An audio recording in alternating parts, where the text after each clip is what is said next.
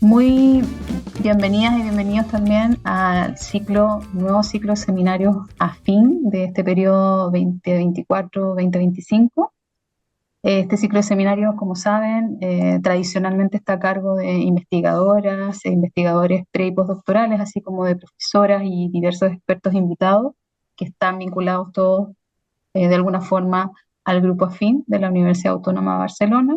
Los seminarios abordan temas que forman parte de las líneas de investigación del grupo, como la reproducción humana, el género, la sexualidad, la familia, la infancia, los cuidados de la salud y las pérdidas reproductivas, entre otros diversos temas vinculados entre sí. Las sesiones de los seminarios en esta oportunidad se van a llevar a cabo siempre por la plataforma Zoom. Hemos también mantenido el día jueves para reunirnos en este espacio y hemos incorporado la modificación horaria a las 16 horas a contar de este nuevo ciclo que se va a mantener a lo largo del ciclo. Por lo tanto, les pedimos que lo tengan presente en hora de Europa Central.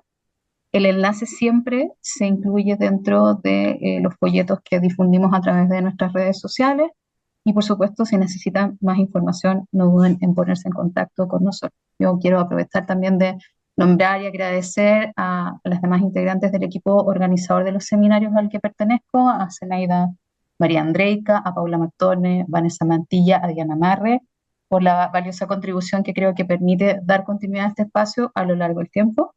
Y además, me parece muy importante decir hoy día que nos entusiasma compartir que el inicio de este nuevo ciclo coincide también con un hito muy significativo para el Grupo FIN. Entonces, la celebración en estas semanas, de las primeras semanas de octubre, Diana, ¿no es cierto?, del nacimiento del grupo y en este caso el 20º aniversario ya este año. Entonces, para conmemorarlo, se van a llevar a cabo una serie de eventos y de actividades, que son algunas de carácter interno, también como otras más abiertas a público, que se van a anunciar en las redes sociales del grupo. También se están anunciando varias de ellas y se van a seguir anunciando en las redes sociales en los próximos meses.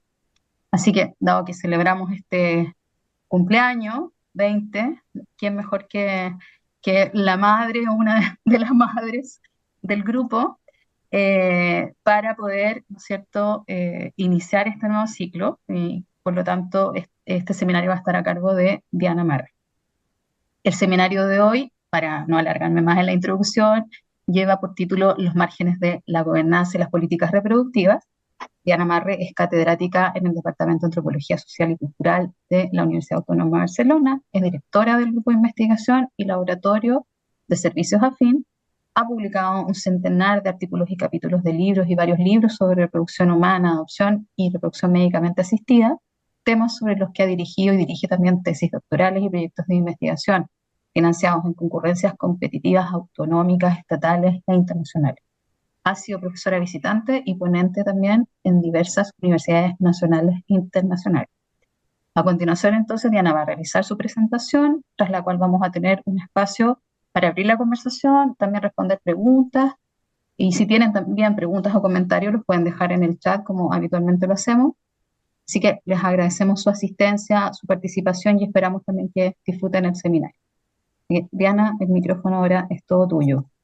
Adelante. Gracias, Irene. Voy a ver si consigo hacer funcionar estas cosas de compartir pantalla y demás, que no soy tan hábil como sabéis. Eh, a ver, ¿esto se ve? ¿Se Estamos ve? bien, estamos presentación.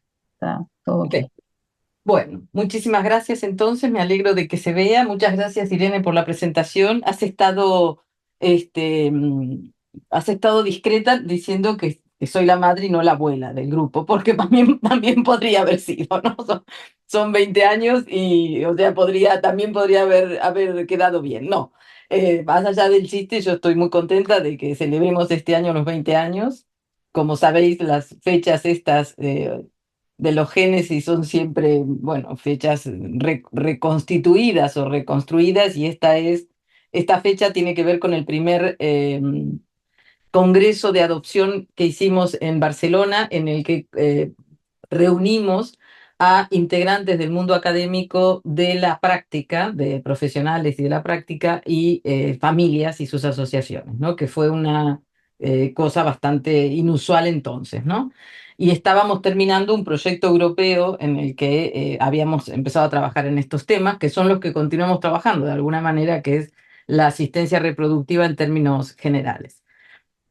Yo quisiera también empezar agradeciendo, bueno, la invitación a participar de este ciclo, y también a quienes han hecho un esfuerzo enorme para que esto esté organizado, preparado, difundido, y todo en condiciones. O sea, Vanessa, Irene, Paula y Zen, fundamentalmente, y todo el grupo que siempre está en apoyo, pero quienes han llevado la tarea más pesada, digamos, que no es poca, contactando a 25 personas para todo un ciclo, es realmente titánico en estos momentos, ¿no? Esta presentación que voy a hacer, y que además voy a ir más o menos leyendo para no irme, digamos, seguramente encontraréis muchas inconsistencias o huecos en la presentación, y fundamentalmente será porque es un trabajo en elaboración. Digamos, no es un trabajo terminado, no está publicado, y está en proceso, digamos, en proceso incluso en cuanto a la reflexión teórica, ¿no? Y digamos, un producto, entre comillas, emergente de datos etnográficos resultantes de un conjunto de proyectos que hemos desarrollado en AFIN en los últimos años, en los cuales he participado directa o indirectamente. Y pensé que este trabajo, que es preliminar y que tiene inconsistencias, era interesante presentarlo en este contexto con tantas personas que trabajan temas similares y cuyos sugerencias y aportes realmente serán muy bienvenidas, ¿no? Lo primero que quiero hacer es empezar la presentación, digamos, contextualizando por un lado, la perspectiva teórica a la que escribo esta presentación, aunque con, digamos, matices que también comentaré, ¿no? Luego presentaré tres casos emergentes de trabajos etnográficos, de estos que comenté, que se han realizado y se están realizando, y que considero desafíos en la gobernanza y las políticas reproductivas, en tanto desde mi perspectiva comparten las características de ese amplio y diverso corpus etnográfico que forma parte de esa propuesta conceptual y teórica, pero que creo que están ubicados en los márgenes, ¿no? Eh, para contextualizar esta perspectiva teórica a la que ascribo esta presentación, quisiera reseñar los que considero los trabajos más importantes, o los principales, o los seminales, en realidad, en el ámbito de la propuesta teórica de políticas y gobernanza reproductiva. Lo haré brevemente y centrándome algunas autoras, son todas mujeres, porque la producción científica sobre la propuesta teórica ha sido muy grande en los últimos años y no podría abarcarla completamente, ¿no? En primer término, están los trabajos o citaría los trabajos de Faye Ginsburg y Raina Rapp, ¿no? Y fundamentalmente, en principio, el trabajo su primer trabajo, el trabajo de 1991, que se llamó The Politics of Reproduction y se publicó en el Annual Review of Anthropology de 1991. En ese artículo, ellas plantearon dos cosas, bueno, muchas, pero las que quiero rescatar ahora mismo, y para esto dos. Por un lado, señalaron la complejidad que comportaba el término política, ¿no? A la cual definieron como los acuerdos sociales que generan los contextos resultantes de la intersección entre los intereses de los estados y otras instituciones, como empresas multinacionales y nacionales, organismos internacionales de desarrollo, la medicina occidental y los grupos religiosos, eh, eh, en que se enmarcan las relaciones reproductivas. Os decía que tenía interés en hacer una especie de genealogía de la, digamos, de la producción conceptual en torno a la gobernanza reproductiva o a las políticas de gobernanza reproductiva, y situaba como un inicio como de los trabajos seminales los trabajos de Raina Rapp y Faye Ginsburg, en principio el de políticas reproductivas, que fue este artículo de Annual Review of Anthropology de 1991. Eh, las bases conceptuales de lo que luego se definió como la antropología de la reproducción, es decir, un campo específico de trabajo de la antropología, se ubican en torno a esta década de los 90, ¿no? Ellas señalaron que reconocían una complejidad de esta terminología, sobre todo en la larga tradición, por la larga tradición marxista iniciada con la definición de Engels de reproducción, ¿no? Y que ellas reconocían, digamos, este antecedente en su trabajo.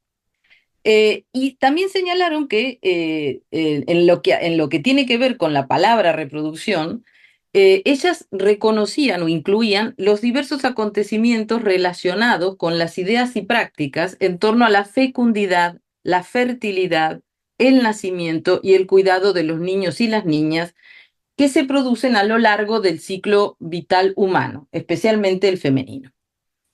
Eh, Ellas también señalaron que era difícil para ellas en este momento especificar qué quería decirse exactamente con política, porque es una palabra multisémica, digamos, o polisémica, ¿no?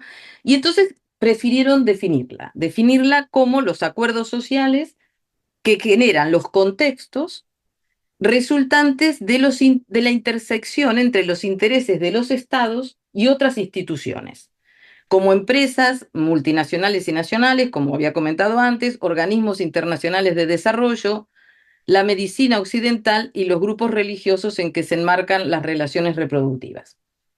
Yo no vivía en aquella época en Europa y en España o Barcelona concretamente, pero en el caso de América Latina, este fue un artículo que impactó mucho. Tanto en América Latina siempre se piensa que la política va de la mano del Estado, ¿no? Es decir, como que el Estado es el ente que define políticas, define prácticas e impulsa prácticas culturales, ¿no? Esta idea de un conglomerado de otras cosas digamos, impactando o influyendo en las políticas reproductivas fue realmente muy removedor, ¿no? Esa propuesta inicial de Ginsburg y Rapp digamos, maduró y se confirmó en el libro, Conceiving the New World Order, que fue de 1995 y fue el resultado de la edición, digamos, de los papers presentados en un congreso unos cuantos años antes, ¿no? Este libro, el de Conceiving the New World, es el que se considera, de hecho, el trabajo que dio origen al campo de la antropología de la reproducción, y por eso fue que en 2020, en plena pandemia, hubo una reunión virtual de más de 450 investigadoras de todo el mundo, convocada por René Almelin desde Yale University, para celebrar los 25 años de la existencia de este campo de estudio, en el que estuvieron Ginsburg y Rapp recordando, explicando y comentando, ¿no?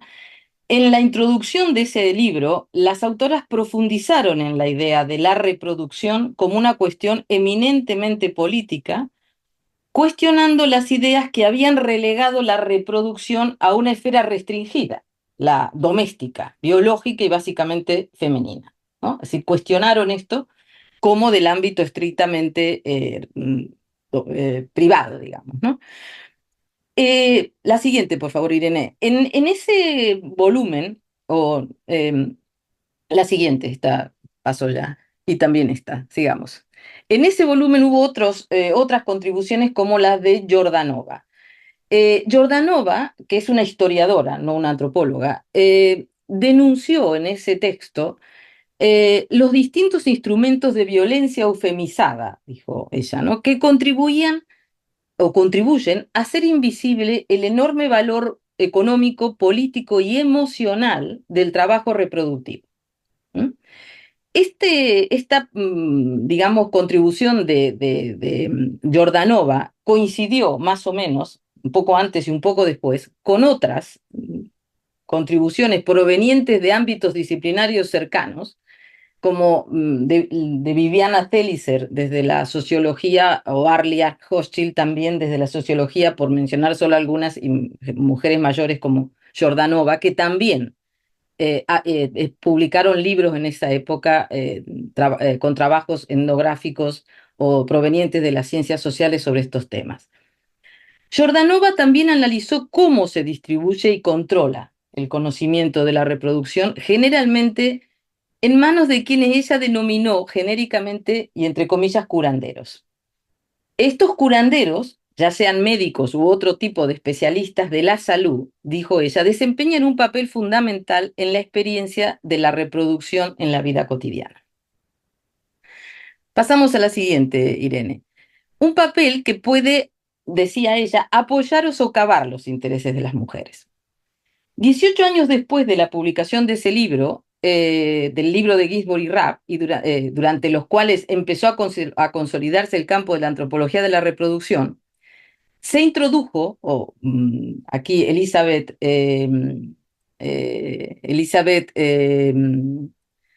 Roberts y Lynn Morgan, que estará en nuestro Congreso de Repromove en junio, Lynn Morgan, que ya ha aceptado venir, ellas introdujeron el concepto de gobernanza reproductiva.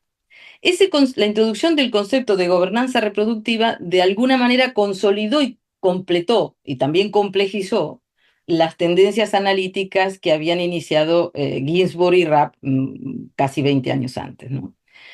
La siguiente, Irene. Así propusieron ampliar la mirada analítica más allá del Estado, a otras fuerzas políticas, dijeron ellas, ¿no? Como los movimientos sociales, las ONG internacionales y nacionales, las iglesias o los grupos religiosos, las corporaciones médicas y el propio mercado, entre otros. También propusieron diversificar los temas. La anterior, por favor, todavía. Yendo más allá, dijeron ellas, del embarazo y el control de la población, desde el ámbito reproductivo, hasta la plétora de elementos que condicionan la vida doméstica y familiar. Y propusieron también acercarse cada vez más a las prácticas y subjetividades encarnadas que también dibujan los estudios etnográficos, dijeron ellas, las dos antropólogas, ¿no? Para entonces, recordemos, la antropología de la reproducción ya había establecido el eje político de la cuestión y había enfatizado las ineludibles desigualdades producidas por la interacción de múltiples agencias en los procesos reproductivos. Ahora, en su artículo dirigido específicamente a los estudios en América Latina, como es el de Morgan y Robert, todavía estábamos antes, pero no pasa nada, añadían una cosa que realmente resultó muy interesante, ¿no? Añadían una insistencia o una mirada sobre los regímenes morales, los cuales, decían ellas, que no lo definieron ellas en principio, decían que a través de lógicas globales que permean las estrategias nacionales de intervención, esos regímenes morales tienen una influencia normalizadora sobre las prácticas reproductivas, los comportamientos sexuales y las relaciones de género.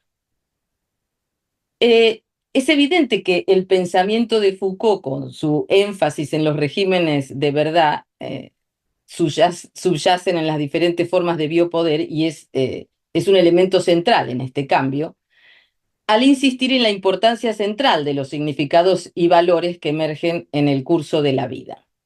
Pero ellas también apelaban a las propuestas de Fasan sobre la política de la vida. Esta era una propuesta, o es una propuesta, su artículo sigue allí, que enfatiza el hecho de que diferentes valores acompañan diferentes vidas y que por tanto los modos de subjetivación pueden no ser los mismos en las diferentes instancias de la jerarquía social. Esto hoy día nos parece una obviedad, digamos, ¿no? Nos parece una obviedad, pero esto tiene casi 20 años ya, este texto, ¿no? O 15 al menos. Ahora sí pasamos a la siguiente, Irene.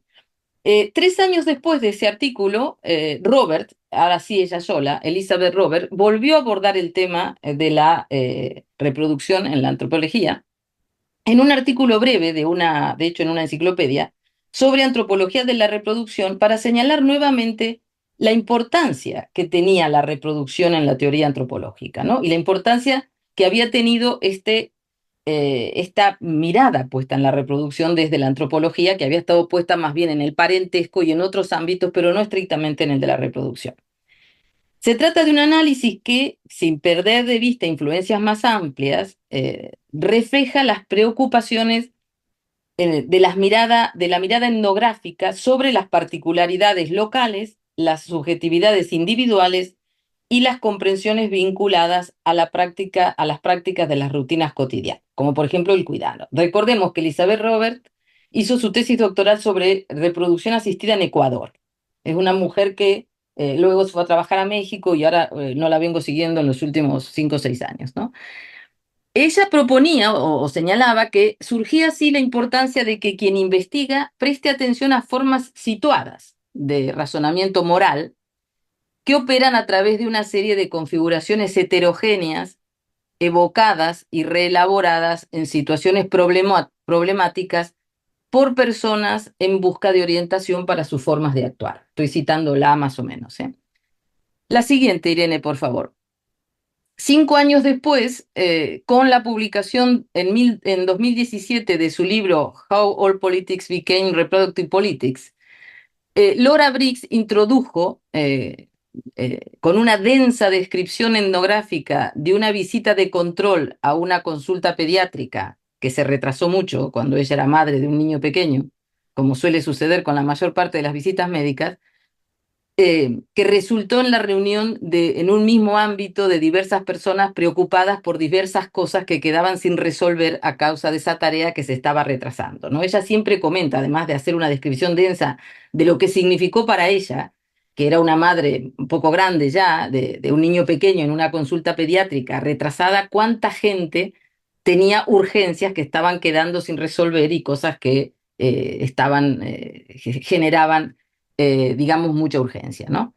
Desde allí, la siguiente, Irene, por favor, invitó a pensar a partir de esa experiencia y en ese libro, en que todas las políticas, dice ella, devienen en políticas reproductivas, porque el trabajo reproductivo imprescindible para la reproducción de la vida humana no se limita a tener y criar hijos, sino también alimentar a la gente, y ahora estoy citando, cuidar de los enfermos, de las personas mayores y quienes no pueden trabajar, crear seguridad y refugio, construir relaciones comunitarias y familiares y ocuparse del bienestar psíquico y espiritual de la gente. Este trabajo, decía ella, es en su mayor parte realizada por personas consideradas mujeres. E históricamente es un trabajo no remunerado, por lo que si bien es indispensable para la producción y el mantenimiento de la mano de obra, está fuera del sistema formal de trabajo, de salarios y de producción, por lo que a menudo pensamos que pertenece a la esfera privada, pero en realidad, y que por tanto queda fuera de la esfera pública, de la política y la economía, pero en realidad, según desde donde se mire, está completamente en el centro. Si pasamos a la siguiente, Irene. El trabajo de Lora, inspiró la introducción que escribimos con Claudia Fonseca y Fernanda Rifiotis a un número monográfico que publicamos en Horizontes Antropológicos sobre gobernanza reproductiva, que está integrado por diversas contribuciones sobre prácticas ginecológicas, violencia obstétrica, parto y mestizaje y experiencias diversas de maternidad, adopción y acogimiento, reproducción asistida o maternidad por sustitución. La siguiente, Irene. Este conjunto de contribuciones nos permitieron reconsiderar el papel de un conjunto de prácticas, de acciones, que durante mucho tiempo se consideraron pertenecientes a la esfera privada, como venían sugiriendo sistemáticamente los trabajos anteriores, y por tanto relegadas a la invisibilidad, para ponerlas a la luz de cuestiones más amplias como la reproducción asistida, la interrupción del embarazo, el embarazo en términos generales, la anticoncepción, pero también los componentes críticos del trabajo reproductivo, sobre todo el trabajo reproductivo social, como el rol de la inmigración, el cuidado de los niños y niñas, el matrimonio entre personas del mismo sexo, los derechos civiles, la asistencia social y las pensiones, etc. Se trata, como había señalado Lora, de un trabajo real, concreto, producto y productor de la política. La idea, como para cerrar esta parte, antes de ir a la siguiente imagen, para cerrar esta parte de rápida mirada sobre el contexto, digamos, teórico, lo que yo rescato como resumen, que podríamos incrementar sustancialmente, es la capacidad de esta propuesta teórica y, bueno, y sus apoyos etnográficos en dar visibilidad a un conjunto de tareas, acciones y demás que habían estado completamente invisibles y sobre todo vinculados a las mujeres y a la reproducción humana, ¿no? Ha sido una gran contribución de la antropología de la reproducción a la que yo realmente ascribo, como se sabe por las cosas que he publicado, ¿no? Ahora me gustaría contextualizar etnográficamente un poco los datos de esta presentación, ¿no? Bueno, esta cosa de la que a menudo hablamos, sobre todo en el contexto de AFIN, como podemos ver aquí, la tasa de fertilidad en el mundo muestra una tendencia decreciente en todos los continentes, según la cual, salvo África, el resto está por debajo de la tasa de reposición, que se sitúa en 2,1 hijos o hijas por mujer, tasa de reposición en la que solo está Oceanía, porque todas las demás, como decía, salvo África, están bastante por debajo. La siguiente, Irene. La tasa de fertilidad por países, digamos, muestra una tendencia similar, por lo que resulta difícil encontrar algún país que llegue a la tasa de reposición. Como verán, está México en 1,8, pero no hay ninguno de estos aquí que estén en 2,1. O sea que están todos por debajo de la tasa de reposición, ¿no? Eh, a- eh, Esta está bien, Irene. A pesar de estas bajas tasas de natalidad de la mayor parte de los países, que son muy significativas, la demografía española o la tasa de fertilidad española presenta características diferenciales significativas en respecto de muchos. En tanto, no solo es la más baja, entre las bajas, digamos, o de las más bajas, lo es desde hace 30 años, desde 1995 concretamente, como han mostrado algunos estudios presentados recientemente, hace un par de días, por el Centro de Investigaciones Sociológicas, que de alguna manera confirma la tendencia que se venía anunciando ya desde los años 2000-2006, ¿no? La siguiente, Irene. Esta baja tasa de natalidad sostenida durante casi 3 décadas, como muestran las notas de prensa, ha despertado todas las alarmas, ¿no? Y ocupa desde hace un tiempo y crecientemente un lugar prominente, no solo en estudios científicos, sino, como se ve aquí, en la prensa, ¿no? Que es cuando realmente pareciera que las cosas llegan a la población en general, ¿no? Esta ha sido una preocupación que hemos compartido y hemos contribuido a trabajar en ellas con trabajos desde la adopción o la reproducción asistida, ¿no? A la siguiente, Irene. España fue el segundo país del mundo tras Estados Unidos en adopciones internacionales y también es uno de los países, hasta hace poco, el primero en Europa y el tercero en el mundo en eh, reproducción asistida, ¿no? En técnicas de reproducción asistida. Y en general, y ya sabemos que nunca es por una sola causa, en general estas cuestiones, digamos, de esta baja tasa de fertilidad y se atribuye a un conjunto de circunstancias que podríamos resumir con la idea de inestabilidad y precarización. Algunas de estas, algunas que esto lo hemos trabajado, o esta idea de infertilidad estructural la denominé yo en 2012, pero algunas de estas cuestiones incluso están aún peor que entonces, como las dificultades de acceso a la vivienda, como se ve ahora, ¿no? Eh, la siguiente, Irene. Junto a estos proyectos, digamos, de asistencia reproductiva a través de la adopción y la reproducción médicamente asistida, nosotros desde AFIN en los últimos años hemos integrado otros proyectos de salud materno-infantil que nos han llevado a nivel de proyectos y también de tesis doctorales, como veremos ahora, que nos han llevado a hacer trabajo de campo, observaciones, lecturas y entrevistas en distintos contextos sanitarios y de salud, ¿no? Entre ellos, por ejemplo, seguir el tema de la congelación de óvulos para preservar la fertilidad en mujeres más allá de los 30 y pico de años y, digamos, ver cómo esto va funcionando y se plantea, ¿no? Todos estos trabajos que hemos estado desarrollando, que continuamos desarrollando, digamos, en estos trabajos han emergido algunos, lo que yo creo que son algunos desafíos en cuanto a esta gobernanza y políticas reproductivas, que no tengo aún claro cómo contextualizar o cómo denominar, ¿no?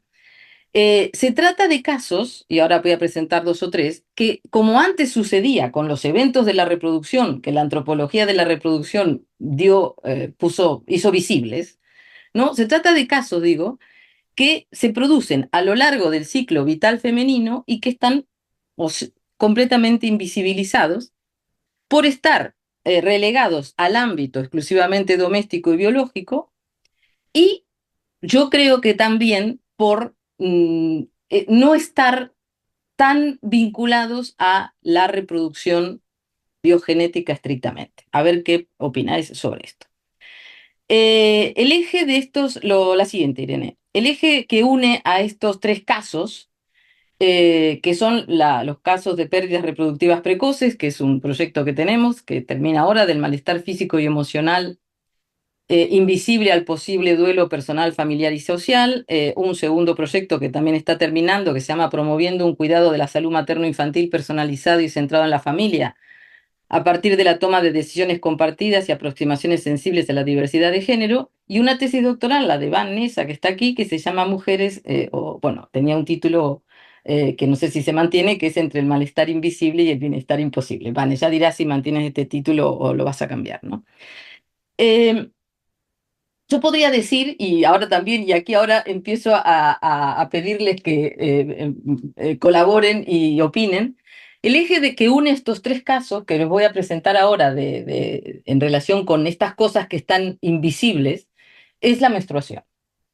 La siguiente, Irene. Y una versión preliminar de esta presentación que estoy haciendo aquí la hice en el primer coloquio de la red Antera. Creo que está Yanaína por ahí, me pareció que estaba, o sea que esto creo que ya la escuchó. Y no sé si está aún, sí, Yanaína, ahí te veo. Y creo que Alex también, y está Alex también que creo que la escuchó. Para mí, que presenté esto por primera vez en Porto Alegre, me llamó mucho la atención esta imagen, que era la imagen del cuaderno que entregaban en el Congreso para los que estábamos allí, ¿no? Ese coloquio se denominaba Gobernanza Reproductiva, Nuevos Desafíos. Para esta cuestión que yo estaba proponiendo, esta imagen no podía ser más adecuada, ¿no? Para mi sugerencia de dar luz a un conjunto de eventos y procesos que se producen en el cuerpo de la mujer a lo largo del ciclo vital femenino, invisibilizados y silentes, como son la mayor parte de los relacionados con la menstruación, a menos que esta, o más bien su ausencia, dé lugar a un embarazo, es decir, a la reproducción, y por tanto forme parte, haga interés en este campo de la reproducción. Yo no supe qué había inspirado a las personas que crearon esta imagen, porque no supe quiénes eran, digamos, ¿no? Y no sé qué pensáis vosotras de ella, pero yo veo a una mujer conduciendo una pesada barca en la que hay un hombre detrás que va hablando de cosas que tienen que ver, creo yo, con una menstruación que parece abundante en algún momento, a juzgar por la gota grande de sangre que se presenta, y escasa en otro por las pequeñas gotas sobre las que parece ir esparciendo textos en el mar. Mientras les parece explicarle a la mujer, en plan clase magistral, a juzgar por su vestimenta y actitud, lo que es la menstruación. Explicación que yo interpreté que producía en ella una enorme bola color granate que parece incrementar el peso de la barca hacia adelante. ¿Mm? Ustedes dirán qué imaginación, ¿no? Pero bueno, ya me diréis qué veis vosotras en esta imagen. A mí me pareció providencial para lo que yo estaba tratando de proponer, ¿no? Veo que Janaína se ríe, seguro que ella sabe qué pensó la gente que la dibujó porque era organizadora de ese congreso. Vamos al caso 1, siguiente, y el caso de las dismenorreas. La siguiente, Irene. A pesar de que la menstruación acompaña a la mayor parte de las mujeres alrededor de 40 años, 50, eh, y de que en un artículo reciente en el British Sexual and Reproductive Health se ha calculado en 800 millones de mujeres las que actualmente tienen la menstruación cada mes en el mundo, continúa siendo un tema de que habitualmente, al menos en nuestro contexto cultural, no se habla, y creo que en muchos otros tampoco, y para el que se usan diversos eufemismos para no nombrarlas, ¿no? En el caso de España, estar mala, cosas de chicas, que la vecina venga de visita, estar en esos días, Inés la que viene una vez al mes. Me imagino que cada vez menos esto, ¿no? Cada vez se habla de menstruación y demás, pero hay un repertorio muy, muy grande de palabras y formas de denominar la menstruación, cosa que no es exclusivo de España. En Argentina, por lo que yo recuerdo, cuando vivía allí también las había y muchas y en muchos otros contextos. La siguiente, Irene.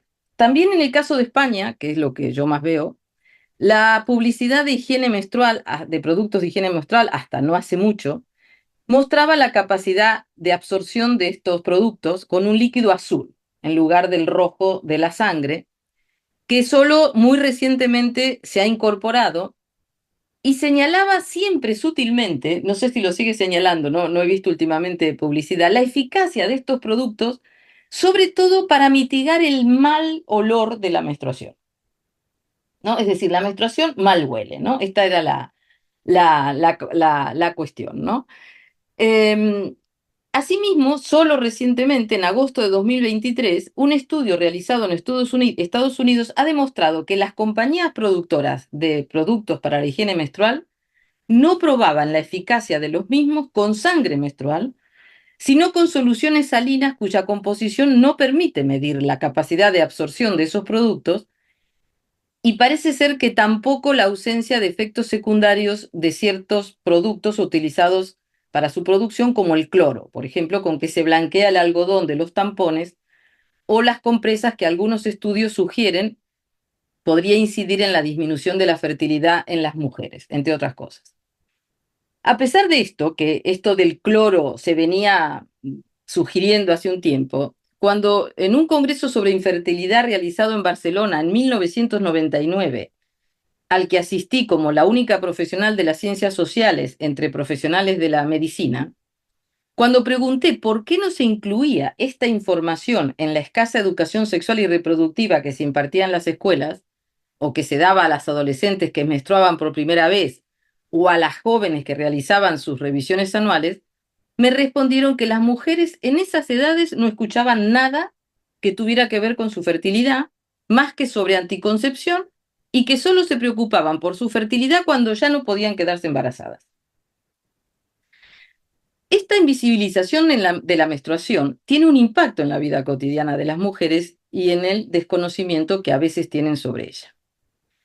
Muchas mujeres, más del 50%, según una encuesta reciente en España, no saben exactamente o en detalle cómo funciona el ciclo menstrual.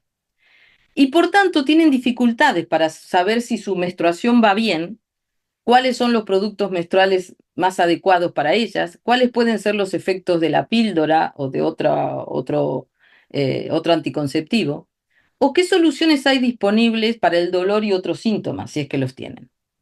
A pesar de que, como decía, más del 50% de las mujeres desconocen esto, menos del 20, por ello menos del 20% de las mujeres consultan al médico o médica, incluso ante la existencia de dolor importante e incapacitante, como también por recientes estudios parece ser que padecen millones de mujeres en el mundo.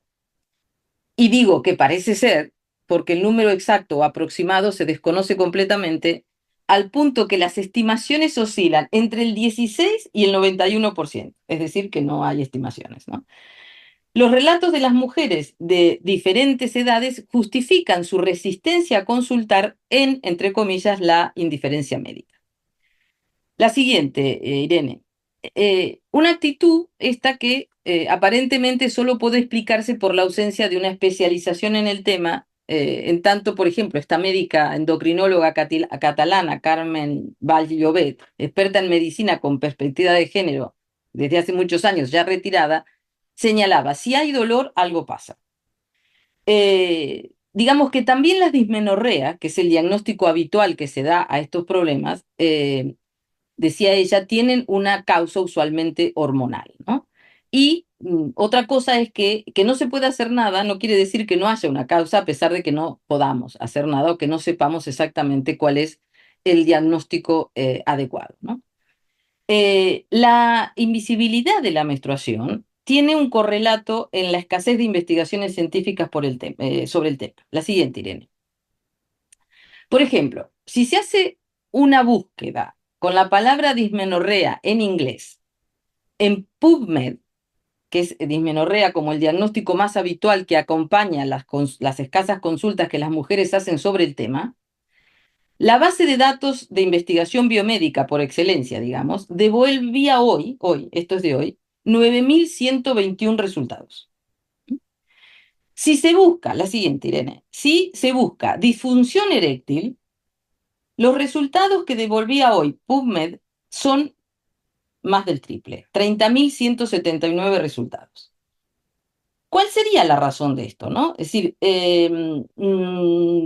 si nosotros pensamos que las políticas reproductivas se ocupan de la reproducción, nosotros podríamos pensar que, bueno, hay un interés en, digamos, ocuparse de aquello, todo aquello que conduzca al nacimiento de un niño o una niña, o sea, a la reproducción. Entonces, en este sentido, podría argumentarse que el interés en la disfunción eréctil responde a este objetivo. En tanto, si no hay erección, no hay eyaculación. Si no hay eyaculación, no hay semen. Si no hay semen, no hay esperma. Y si no hay esperma, no hay embarazo. Por tanto, está dentro de estas lógicas, ¿no? Si esto es así, parece lógico, no sé qué pensáis, no se entiende el desinterés científico en la menstruación, cuya ausencia también conduce a la ausencia de embarazo, aunque su presencia tampoco lo garantiza. Como no lo garantiza, todo se ha dicho, la eyaculación y la presencia de semen, cuando tienen escasos esperma o son muy lentos, ¿no? En este sentido, pareciera que este diferente interés, que ya entiendo que está planteado a brocha gruesa, pareciera que en principio no tendría otra explicación que una cuestión de género. La siguiente, Irene. El siguiente caso es el caso de endometriosis, de la que quien más sabe aquí es Vane, o sea que seguramente nos podría decir algo, ¿no?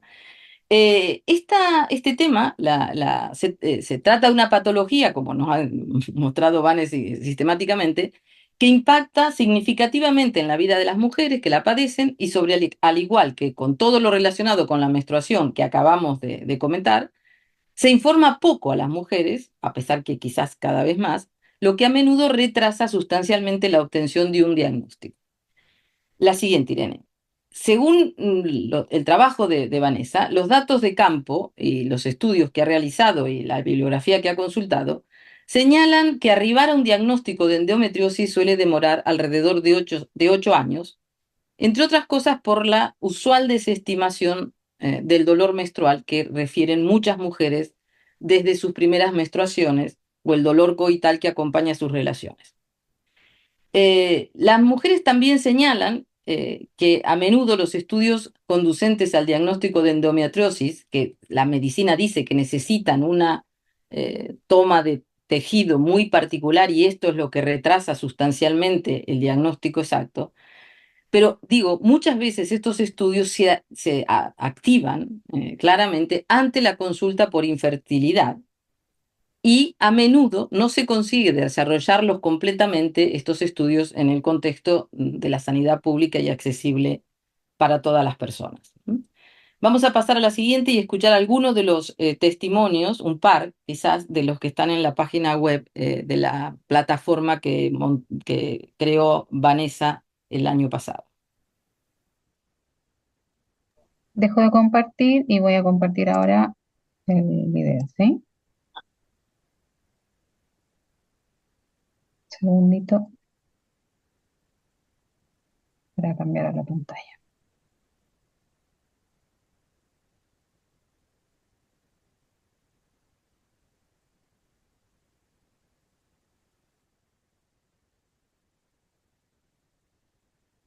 No escuchamos.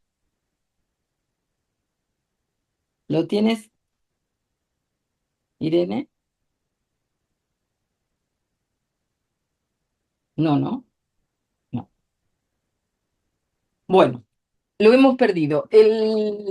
La plataforma de Endoafin está en nuestra página web y tienen allí una cantidad. Estoy en ello, estoy en ello. Lo que pasa es que no podía, estaba con todas las pantallas distintas, pero un poquitito. Ahí, así, ya con eso y ya estoy. Y así puedo compartir la imagen también. Eso. ¿Pueden ver la imagen? Sí, Bien, perfecto. Perdonen ahí. escuchamos un par y porque así no nos retrasamos. A mi un alivio. Per a mi va ser un alivio que em digueren què és el que em passava, perquè tantes proves, i que no, digueren que no tenia res, i jo tenia uns dolors de morir-me, saps? Que quan tenia aquests dolors jo pensava, em peguen un tir i em quede millor, saps? Pues la veritat que va ser un alleujament. Inicialment Y lo pagué. Y mi madre todavía no las tenía todas consigo, ¿eh? Ella pensaba que estaba tirando el dinero. Pero cuando salí de allí de la consulta, con mi cara de llorando, dándole las gracias, que casi le beso los pies a ese hombre, y diciendo tengo endometriosis severa en el ligamento del útero, y esto es lo que me viene pasando todo este tiempo, por fin tengo una respuesta que venía buscando. Ah, no, ahí yo vi a Dios ahí en esa, porque es que ya por fin alguien me dio una respuesta. Ya yo me sentí que no me estoy volviendo loca. Ya yo me sentí, ok, tengo algo. Hay algo ahí que me está causando el problema, porque los otros ginecólogos donde yo voy me dicen que yo no tengo nada. Entonces yo lo veo, yo le digo, está llorando, frustrada totalmente. Gracias, Sí, Irene. sí, claro, ya tengo un diagnóstico, Perfecto. ya sé que tengo un problema. Vamos al tercer y último caso para ir cerrando. Bien, voy a cerrar y vamos a volver a compartir entonces el PowerPoint. Voy a tener que, lo vuelve a reiniciar, entonces voy a tener que volver a avanzar, ¿sí? Es la número 32, Irene. Sí, O sí, 31. gracias. Vale. El tercer caso sobre el que quiero llamar, o el tercer tema sobre el que quiero llamar la atención también está en la órbita de la menstruación y se refiere a la menopausia. Una etapa en la vida de las mujeres que para muchas cursa con una sintomatología compleja y diversa, que puede manifestarse con sofocos recurrentes, sequedad de la piel y vaginal, lo que impacta en sus relaciones sexuales, incremento del peso corporal y de la acumulación de grasa en el perímetro abdominal, lo que incrementa el riesgo de problemas cardiovasculares, aparición de diabetes tipo 2, reducción de la densidad ósea, entre otros síntomas. A pesar de que los estudios recientes señalan que en el mundo hay 1,2 billones de mujeres menopáusicas, tampoco en este caso la información con la que contamos y que se proporciona a las mujeres o la atención que se da a su sintomatología y los estudios científicos publicados son proporcionales a ese número de personas que están atravesando la menopausia. Si se consultan los fondos destinados a investigación en Estados Unidos, quien proporciona información sobre asignaciones presupuestarias estatales por temas, es decir, sin incluir los aportes de las farmacéuticas, se advierte que la mayor parte de los 15 billones de dólares asignados a investigación sobre salud de la mujer, de 15 de 55 billones de dólares asignados a salud en general, se destina a la salud de la mujer. 15 de 55. De esos 15, se destina a la investigación sobre fertilidad y preservación del embarazo todo menos el 0,03 del presupuesto de investigación que se destina a la menopausia. Es decir, 0,03 de 15 billones, el resto de los cuales se destina a fertilidad y preservación del embarazo. La siguiente, Irene. Como en el caso de los problemas menstruales, la escasez de investigación impacta en la vida cotidiana de las mujeres y en la información y tratamientos a los que acceden. Aunque a diferencia de las mujeres con problemas menstruales, en que solo alrededor del 20% consulta, en el caso de las menopáusicas, cerca del 85% lo hace.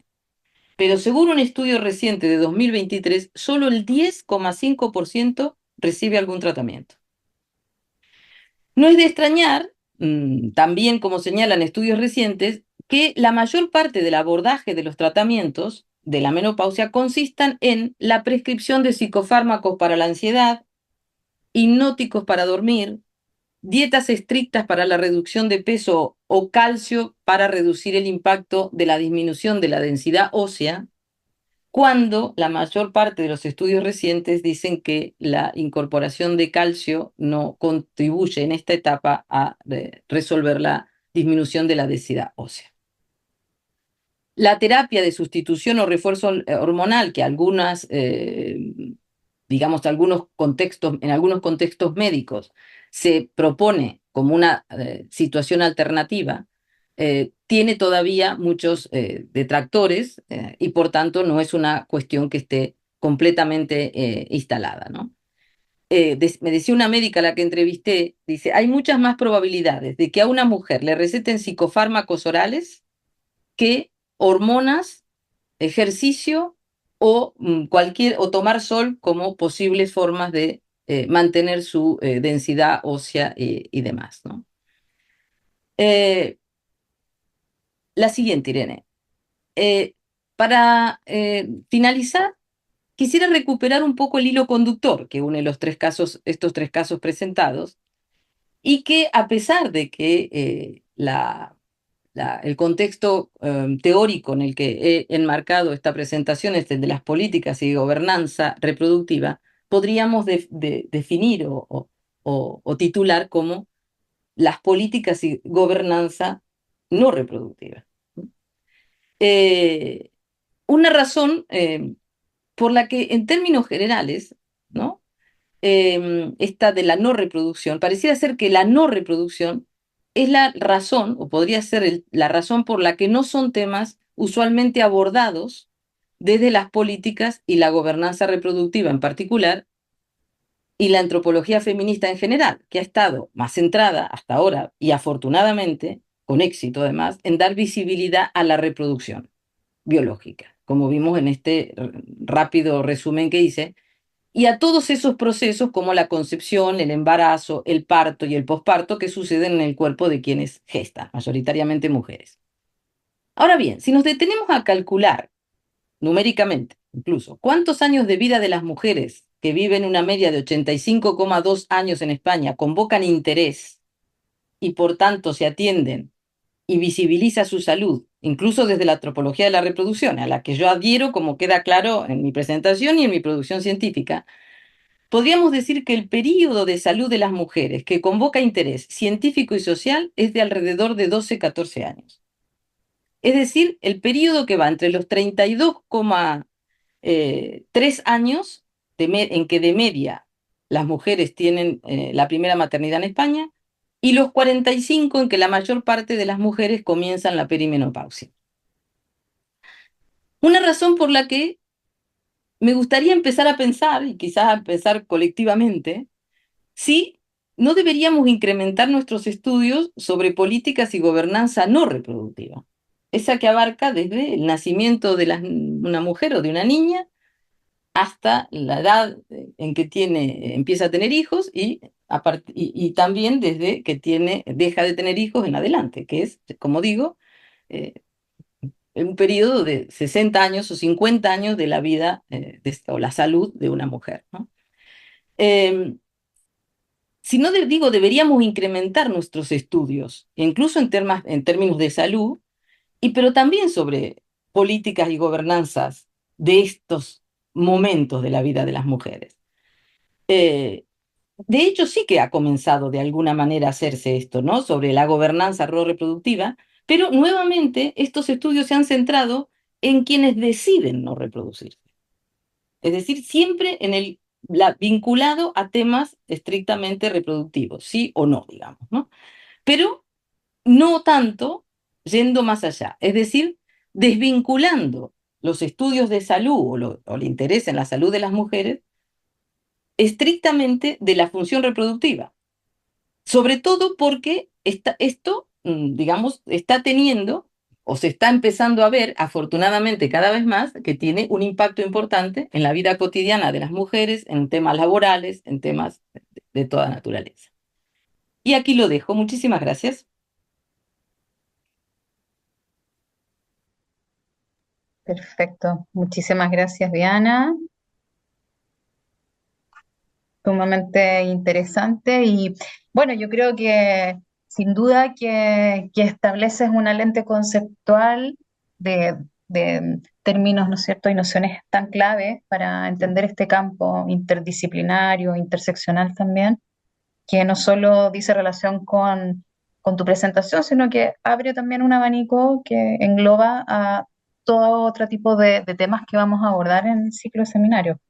Eh, Me parece también muy interesante cómo planteas esta pregunta o interrogas, ¿no? También cómo el campo de las políticas reproductivas y todas las nociones vinculadas se trasladan también al campo de las políticas científicas, de la producción de conocimiento, y en la cual también no es casual que estemos tantas mujeres trabajando en este ámbito, tantas y tan pocas al mismo tiempo, ¿no? Pensando en lo que tú planteabas, en un ámbito además que nos atraviesa desde el punto de vista como investigadoras, pero también a nivel subjetivo, a nivel de experiencia vivida, ¿no? Y encarnada en nuestros propios cuerpos. Me parece súper interesante los casos que traes, los tres casos que planteas. Creo que nos abren también distintos debates que sería muy, muy bueno iniciar ahora en lo que nos queda del seminario. Y también bueno, este collage tan sugerente que aprovecho de preguntarle a Yanaína si quiere agregar algo. Bueno, también hay una mujer racializada, entonces me parece, yo, saben que collage es algo que me gusta mucho, Carolina también ha visto. Bueno, hay cosas que son, creo que condensan mucho sentido. Ahí está. Sí, ahí sí, es que como está desenfocado no lo logramos ver. Enfocada. Pero por ahí también si quieren aportar esa imagen, creo que es muy sugerente, creo que permite Chicas, no puedo levantar la mano, pero me la gustaría levantar polisemia. la mano en algún momento. Sí. Eh, ¿Estás, Sí, Vane?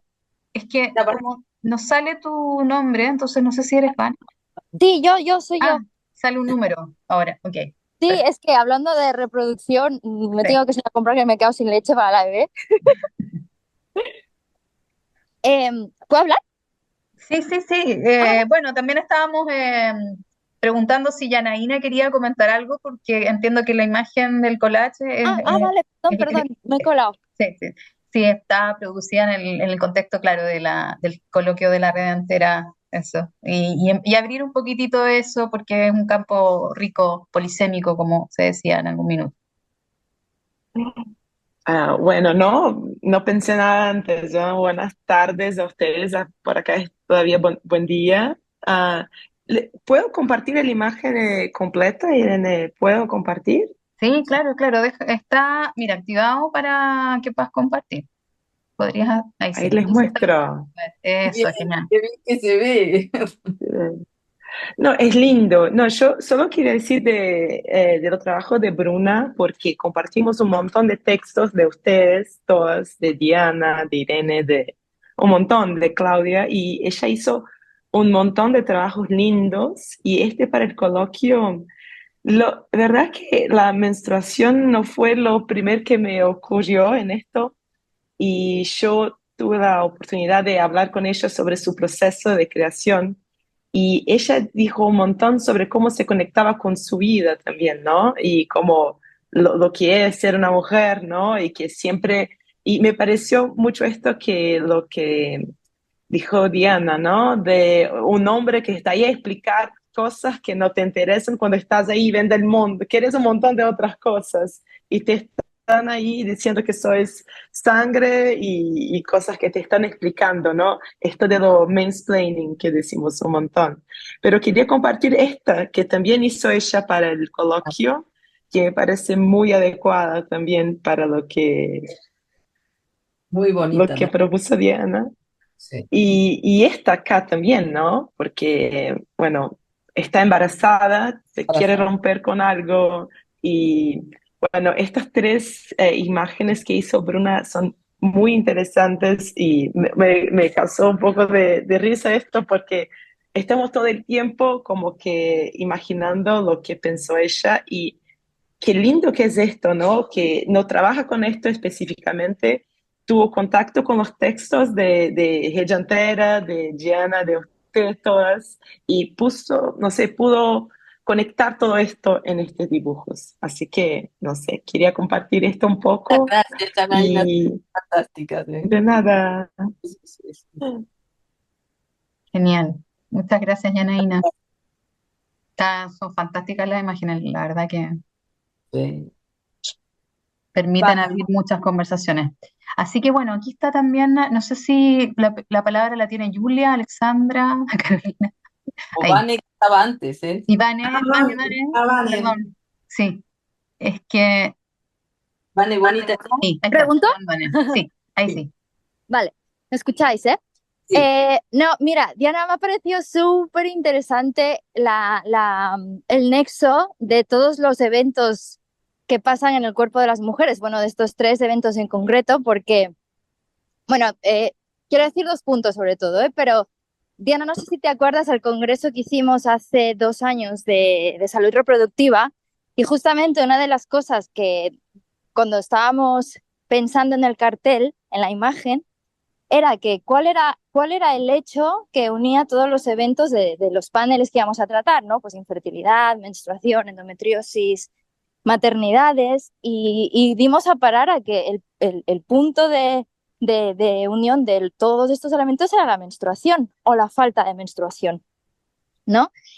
Y además que Diana ha hecho un recorrido teórico muy interesante, teórico y etnográfico, ¿no? De cómo este hecho impacta y a la vez también en el cual no hay suficientes estudios que además es bastante simbólico, ¿no? De cómo se ha abandonado el análisis, el interés científico del cuerpo de las mujeres. Y por otro lado, en cuanto a la endometriosis, justamente estoy acabando de escribir un artículo sobre sobre los mecanismos de gobernanza en los itinerarios terapéuticos. Y bueno, creo que Diana ya ha dado datos muy relevantes sobre la falta de investigación. Y, y una de las cosas que resulta relevante de los datos que he analizado es, por ejemplo, uno de los mecanismos es la normalización del dolor menstrual, que es algo que ocurre tanto en la producción científica, ¿no? De cómo se ha abandonado el conocimiento de la dismenorrea, que bien ha mencionado Diana. Además, un hecho también socializado, es decir, la normalización del dolor menstrual en todos los ámbitos de la sociedad. Y por otro lado, otro mecanismo que también lo intenta analizar es cómo se ha construido la biomedicina, o sea, cómo la biomedicina ha construido el cuerpo de las mujeres, porque esto al final acaba impactando, tiene un impacto importante en la endometriosis, ¿no? Y cómo las mujeres viven los malestares menstruales, ya no solo la dismenorrea, sino también las reglas abundantes, la infertilidad, como también ha mencionado Diana. Así que yo creo que desde las ciencias sociales es importante que pongamos foco en los estudios de estos eventos porque es muy, muy, muy grande en las experiencias de las mujeres y en concreto dentro del ámbito sanitario, ¿no? Así que desde la antropología creo que podemos aportar mucho a conocer y a la creación de políticas públicas al respecto. Así que muchas gracias, Diana. No sé si me habéis escuchado. Nada. No, es muy Ruido. interesante, incluso en términos personales, ¿no? Yo tengo, como saben, soy una mujer grande de mucho más de 60 y, digamos, he sido feminista, o más o menos desde los 70, digamos, ¿no? Y me ha producido un gran impacto en los últimos años darme cuenta de que hemos interesado, digamos, las mujeres, o están la medicina incluso, ¿no? Está interesada en las mujeres, sobre todo en un periodo muy corto, es decir, que seguimos siendo pensadas como un útero productivo, digamos, ¿no? Es decir, antes y después pareciera ser, ¿no? Eh, que muchísimo menos, ¿no? Es decir, yo creo que ahora hay muchas más cosas, ¿no? Se habla más de menopausia, se habla más de todas estas cosas, y por suerte con trabajo como los de Vane y muchos otros, ¿no? Pero sigue perdurando esta idea eugenista, ¿no? De hace muchísimos años, ¿no? De que hay que cuidar las mujeres porque son las que van a tener los hijos, ¿no? Que en el fondo es hay que cuidar a los hijos, ¿no? Que van a nacer, más que a las mujeres en sí mismas, ¿no? Creo que hay la mano pedida de las chicas que están juntas allí, no sé quién la que pidió. Carolina parece que tenía levantada la mano. Sí, bueno, un poco en esa línea, Diana, porque pensaba, habías mostrado cómo lo no reproductivo es invisible para la medicina y para la financiación de investigación. Y digo, y más allá de estas pioneras que mencionaste o estas personas que iniciaron los debates, y sin contar las investigaciones de AFIN, que queda horrible que lo digamos gente de AFIN, pero en definitiva sí. O sea, ¿qué piensas, en qué ha contribuido la antropología a la invisibilización de estos temas? O cómo lo ves tú desde esa perspectiva? ¿Crees que en la antropología se ha invisibilizado también estos eventos no reproductivos ligados con la transformación del cuerpo y de las capacidades de las mujeres concretamente? ¿O cómo lo ves? Digo, si ¿podrías hacer una crítica a nuestra disciplina No, o a no? ver, yo creo que, no sé, ahora si uno piensa en las etnografías clásicas, digamos, ¿no? En casi todas aparece un rito ligado a la menstruación o un rito ligado a la vejez o lo que fuera, digamos, ¿no? Pero a mí me parece que el hecho reproductivo, digo yo, y para mirarlo o para tratar de entenderlo más que cuestionarlo, ¿no? Yo creo que el hecho reproductivo, en tanto es el hecho que garantiza la supervivencia de la especie, digamos, lo suficientemente fuerte, digamos, y convocante como para que atraiga mucho más interés que lo que hay antes y después, para decirlo rápidamente, ¿no? Me parece a mí, ¿no? Me parece a mí. Y yo la verdad es que valoro mucho este campo de la antropología de la reproducción, porque de hecho puso en agenda o visibilizó lo que es la reproducción, porque hasta ese momento también estaba oculto el embarazo, el parto y todas estas cuestiones, ¿no? O sea que yo, al contrario, ¿no? La valoro mucho y creo que abrieron un campo muy, muy, muy interesante, ¿no? Pero sí que creo también que, al menos en contextos como los nuestros, y por eso mostraba lo que pasaba en otros continentes y en otros países, en que la tasa de fertilidad ha caído tanto y además la maternidad y paternidad también, ¿eh?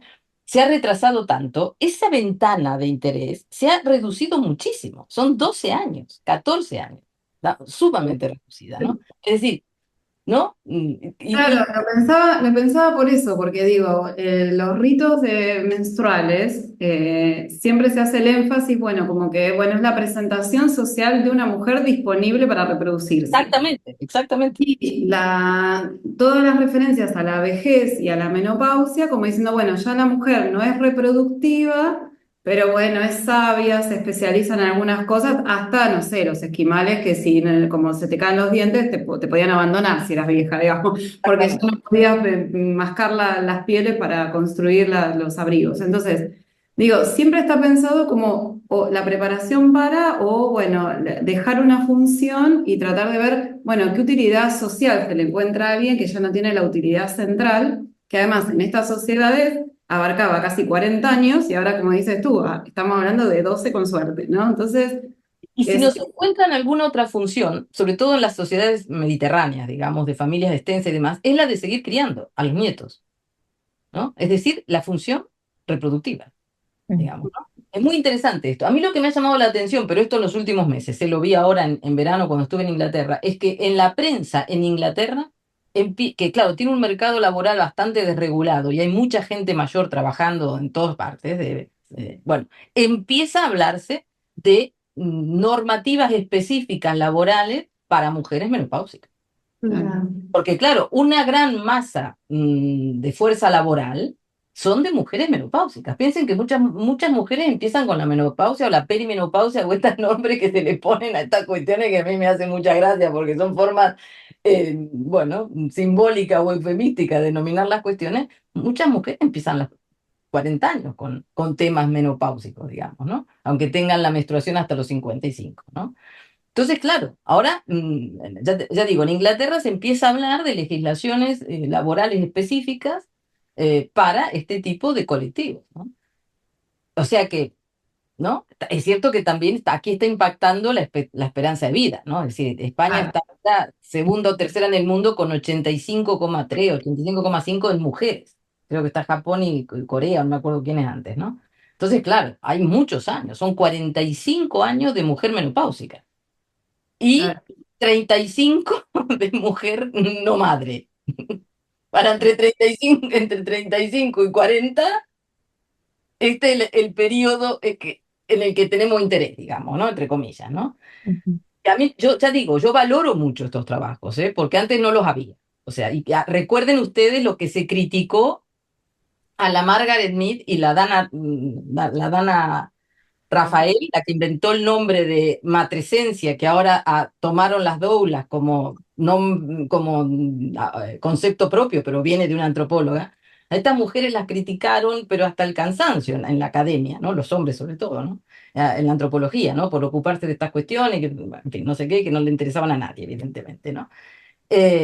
O sea que yo creo que se ha hecho una labor importante en la antropología de la reproducción. Ahora, si uno lo piensa incluso desde la militancia, ostras, chicas, Mm, está como cosita, ¿no? Esto de, ¿no? mm, mm.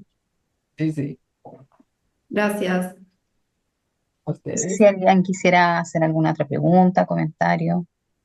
Además, reitero que esto nos atraviesa en el lugar de investigadora y como decías tú también, ¿no? Traías a la mano también tu propia experiencia. Y ahí está, no sé si es Alexandra, adelante.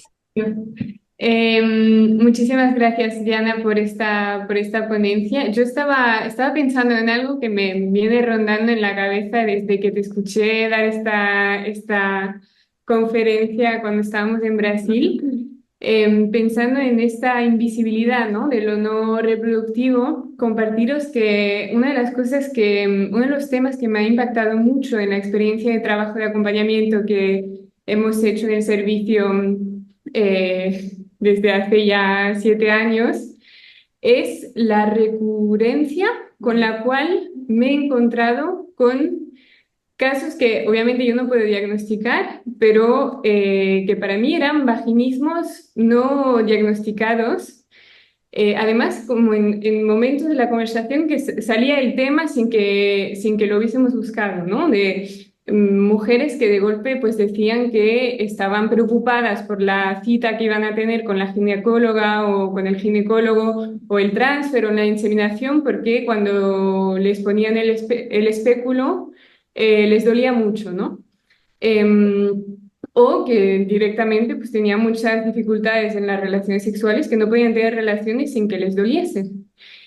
Y me acuerdo empezar a decir, porque creo que coincidió, o 5 años antes había empezado a ver yo en la prensa francesa hablar poco a poco de esta cuestión del vaginismo, y entonces sabía, ¿no? Que era esta contracción involuntaria de las paredes de la vagina. Y yo a menudo les he dicho, pero esto no es normal, ¿no? Tener dolor, no es normal. Y como que era difícil para ellas escuchar este no es normal, ¿no? Incluso, bueno, me acuerdo de conversaciones impactantes de golpe la persona darse cuenta que quizás efectivamente no es normal. Y podemos pensar, es porque no han ido nunca o poco a la ginecóloga, a ver a la ginecóloga, pero no, porque eran personas que estaban en recorrido de reproducción médicamente asistida, por lo tanto, han pasado por periodos en los que iban a la ginecóloga cada 2 días.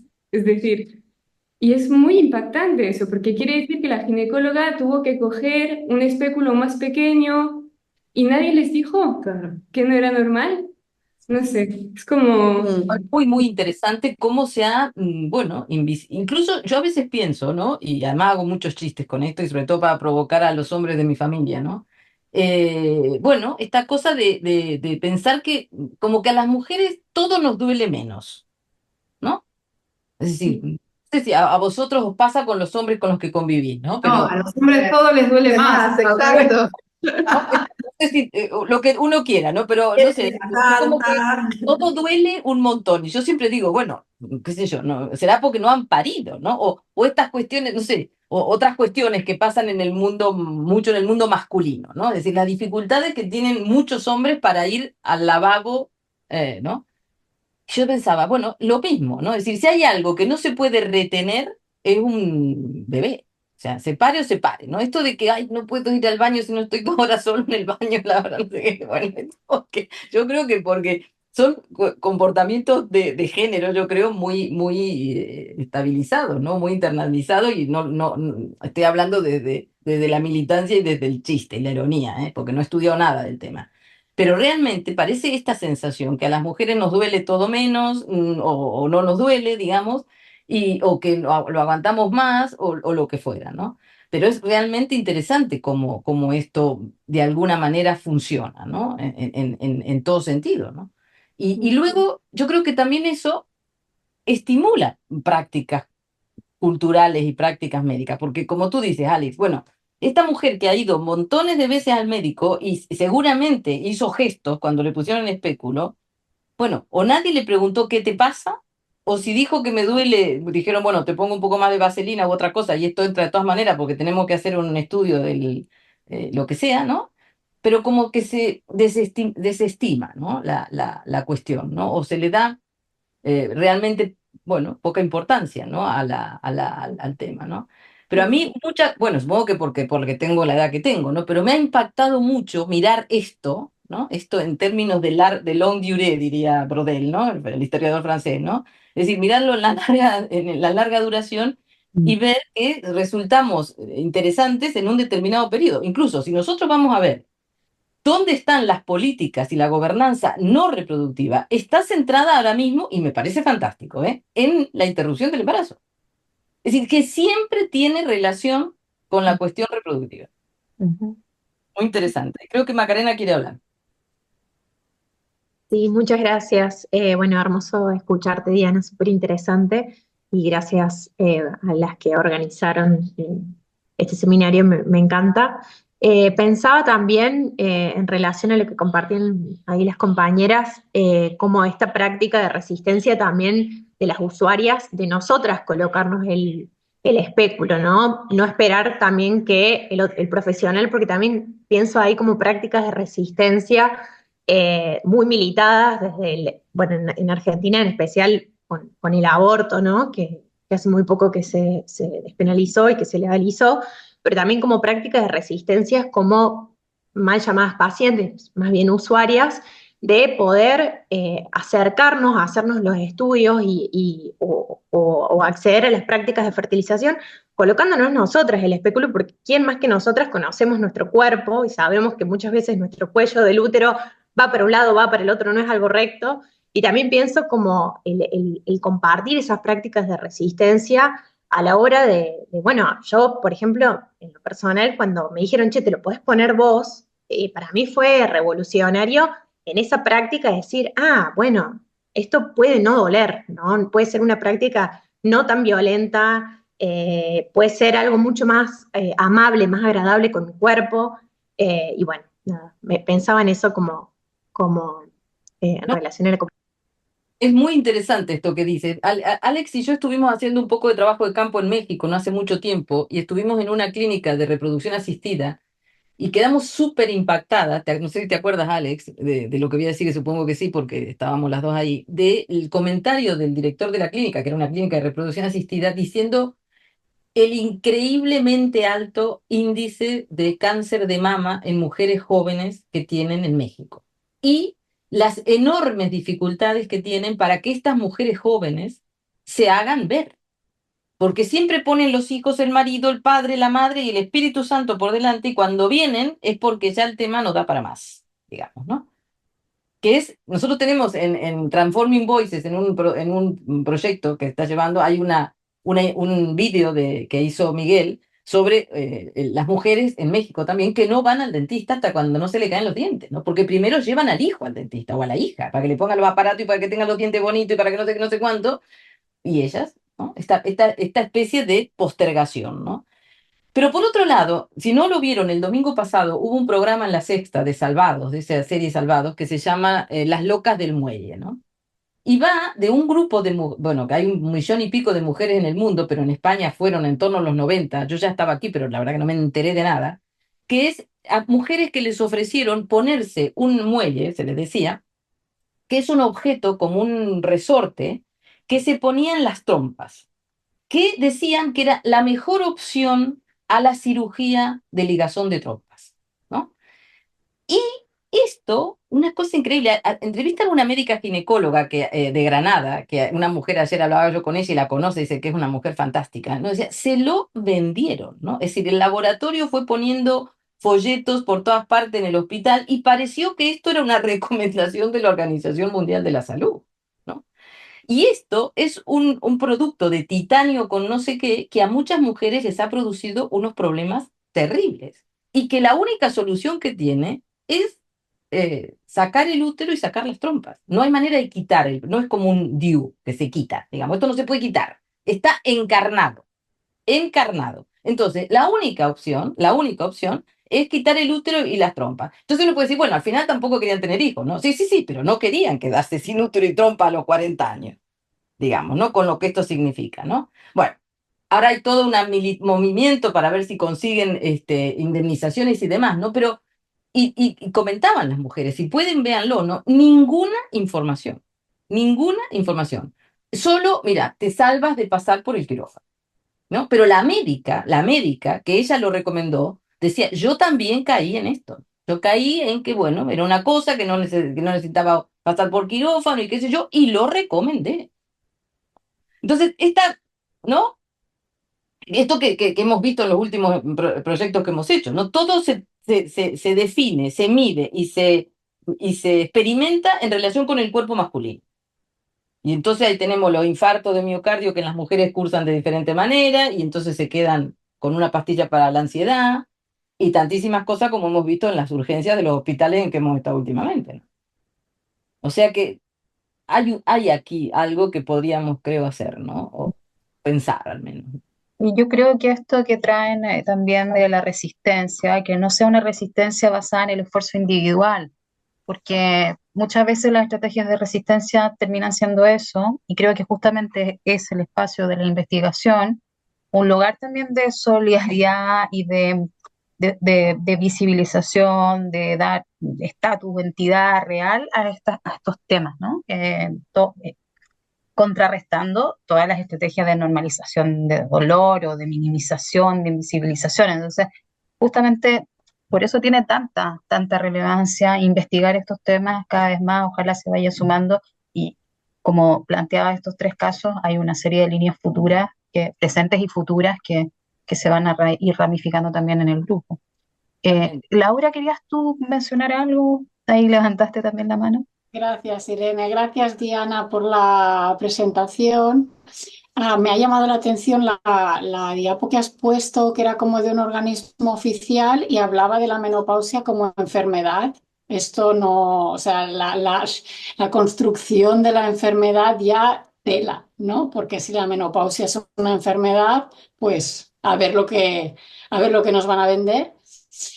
Y en segundo lugar, cuando Alessandra decía lo del vaginismo, a mí lo que me ha venido es que no hace tanto, para el vaginismo los ginecólogos estaban haciendo operaciones quirúrgicas absolutamente ineficaces e inútiles, simplemente como una especie de episiotomías, ¿vale? O sea, como lo que se llama una ampliación de introitos que no tenía, o sea, que sin ningún fundamento, por no derivar al profesional que actualmente atiende los vaginismos, que es el fisioterapeuta, la fisioterapeuta de suelo pélvico o sexóloga fisioterapeuta, que son las profesionales que realmente tratan los vaginismos con sus técnicas manipulativas y sus aparatos de tipo vibradores y todas estas cosas, ¿no? Pero no una cirugía que no te arregla el problema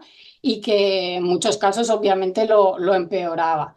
O sea que, claro, que también en algunas mujeres que ese silencio es porque igual ya se intuye que igual no solo no me lo van a arreglar, que a ver si digo algo y me lo van a dejar peor de lo No, que... aún va a ser peor, claro, claro, claro. Sí, sí, ahora que mencionas la episiotomía, no sé, las que hemos parido hace casi 40 años, a esto ni te lo consultaban, ibas derecho, Exacto. la episiotomía viniera como viniera el parto, digamos, ¿no? Es decir, era una cosa como de suave, ¿no? Es decir, ya, ¿no? Y así, bueno, las consecuencias, ¿no? Que esto traía, ¿no? Porque evidentemente tenía sus causas, ¿no? Yo creo realmente que se ha hecho eh, bueno, mucho descuido, ¿no? Con el cuerpo de las mujeres. Y en este sentido yo creo que con este cuerpo que está adaptado pensado y, digamos, para, bueno, que esté bien para albergar un hijo, ¿no? O un embarazo, ¿no? Y no mucho más allá, ¿no? Que esto yo creo que, bueno, y uno dice, bueno, el eugenismo es muy antiguo, ¿no? Porque es de principios del 20 o mitad del 20 en la mayor parte de los países, pero bueno, ha quedado como una rémora, ¿no? De esta cuestión de, bueno, sí, bueno, y además me dio un hijo, que dicen algunos hombres todavía, ¿no? Esta cosa así como todavía cargadita en estos sentidos, ¿no? Sí, sí, yo creo que tenemos mucho que hacer, agradeciendo siempre a las que nos precedieron, porque yo creo que estas mujeres de la antropología de la reproducción pusieron un mojón, digamos, en el tema, porque antes no había ni esto, ¿no? Pero yo creo que hay mucho por hacer, ¿eh? Hay mucho por hacer, sí, sí. Así es. Bueno, ¿les parece entonces que vayamos cerrando y agradecer nuevamente, Diana, porque creo que este seminario que abre también, como decía antes, el panorama, la evolución y también una serie de líneas de investigación y temáticas también que se van a ir abordando en el ciclo en su totalidad? Así que me parece que es un muy buen paraguas, digamos, para partir. Creo que nos va a dar muchas claves. Y agradecerte también, bueno, no sé si después se va a ir anunciando otros eventos, pero creo que también era muy importante que tú pudieras abrir este ciclo, es simbólico también, me parece relevante también en ese sentido. Y bueno, se van a ir anunciando las otras actividades vinculadas también a esta conmemoración. Así que muchas gracias a las participantes. Quería también Por estar recordarles aquí. que, no, gracias a ti. Recordarles también que tenemos el seminario la próxima semana, el 17 de octubre, con el doctor Luján, de Zeus Fertility, de Zeus Mujer, Hospital Universitario de Zeus. Y su seminario se llama La selección embrionaria mediante diagnóstico genético preimplantacional, por qué, cuándo y cómo. ¿Sí? Nos vamos a encontrar de nuevo entonces el próximo jueves, 17 de octubre, a las 16 horas. Yo les dejo acá también el programa, lo pueden ver en nuestro sitio web, se subió también, se cargó, se ha enviado por distintos medios, pero también si les facilita y si lo pueden difundir, les agradeceremos también que lo hagan, porque bueno, es más accesible a veces tenerlo de esta manera, ¿no? Entonces, nos encontramos nuevamente en otro ciclo y muchas gracias a todas por su asistencia, por su contribución y sus palabras. Un abrazo grande y que estén muy bien. Adiós, muchas gracias. Muchas gracias. Adeu. Chao, que anden muy bien.